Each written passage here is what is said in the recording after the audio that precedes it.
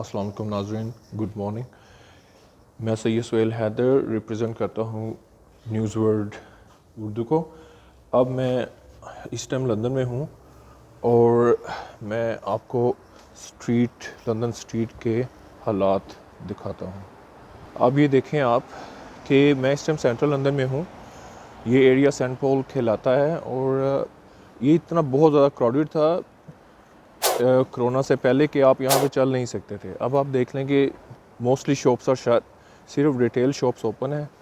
और आप जैसे देख रहे हैं ये जॉइंट्स है like Ted Baker and H&M, they all shut.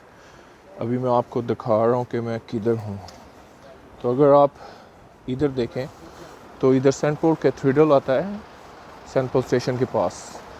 और अगर आप इस तरफ देखें तो ये बैंक स्टेशन है और आप देखें सब शॉप्स शट हैं और मुल्क के हालात ज़रा डाउन हैं आजकल और जो आपकी जॉब्स हैं वो भी रिस्क पे हैं। लेकिन अब 12 अप्रैल को जो है न्यू अनाउंसमेंट होगी कि उसके मुताबिक क्या होगा। तो let's hope for the best and talk to you later guys, bye.